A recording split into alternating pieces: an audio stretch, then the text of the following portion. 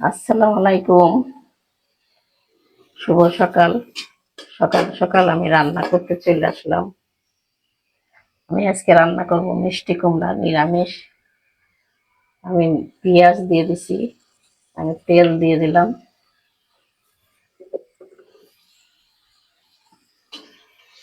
দুটা শুকনা মরিচ দিয়ে দিছি। তা ভাই বোনেরা, আপনারা কেমন আছেন? নিশ্চয়ই ভালো আছেন আল্লাহর রহমতে। আমিও ভালো আছি।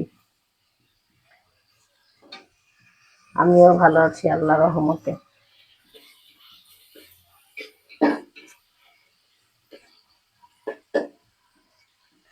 আজকে আমি রান্না করব মিষ্টি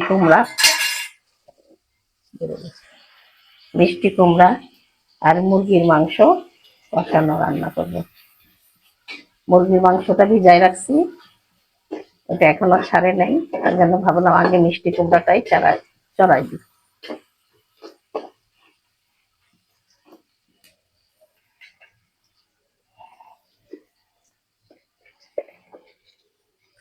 আমি হালকা একটু পাঁচফোড়ন দিয়ে দিলাম।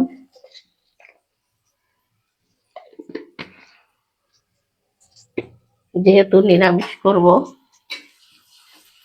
ওই জন্য একটু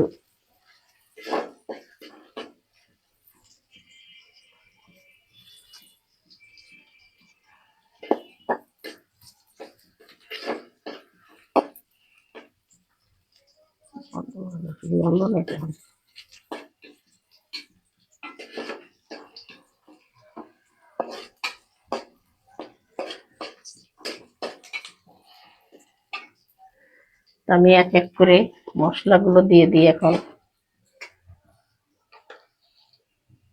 আমি দিয়ে দিলাম লবণ, স্বাদ মতন লবণ,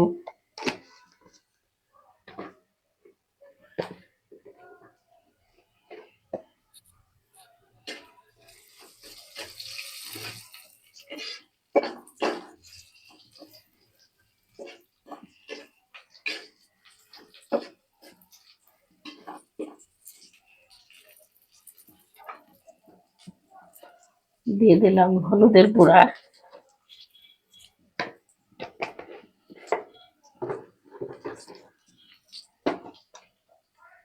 দিয়ে দিলাম একটু জিরার গুঁড়া,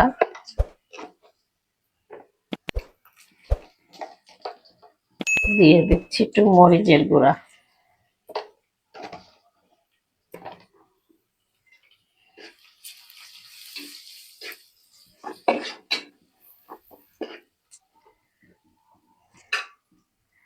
আমি এখন মিষ্টি কুমড়াটা দিয়ে দিচ্ছি।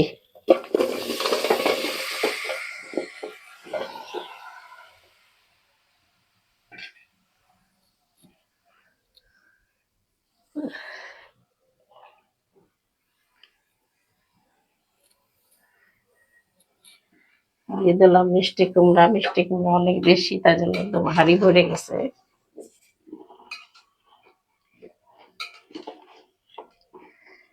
নাড়া যাবে না, একটু কমুক, ঢাকা দিয়ে নি, একটু কমে আসুক তারপরে দেখাই।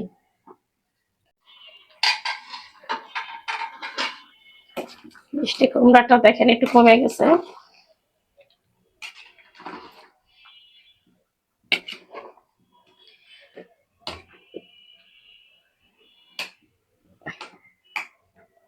আমি একটু পানি দিয়ে দিছি।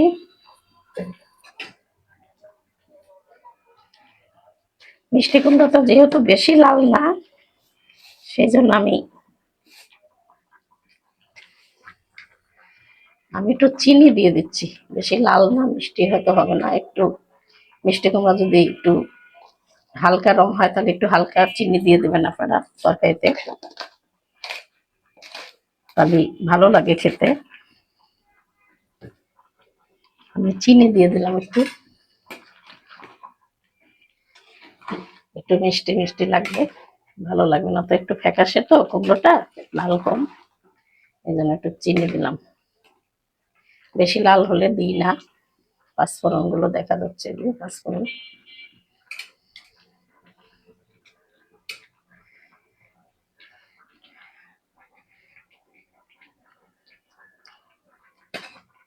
আমি এখন আবার ঢাকা দিয়ে দিই, হতে থাক। আমার মিষ্টি কুমড়াটা হয়ে গেছে ভাই বোনেরা, দেখেন। আমি এরকম একটু ঝোল ঝোল রাখবো। আমার রান্নাটা যদি আপনাদের ভালো লাগে তাহলে লাইক কমেন্ট শেয়ার করবেন, আমার পাশে থাকবেন। আমি নামিয়ে ফেলতেছি, যে আমার মিষ্টি কুমড়া হয়ে গেছে। আমি এখানেই শেষ করলাম। আল্লাহ হাফেজ।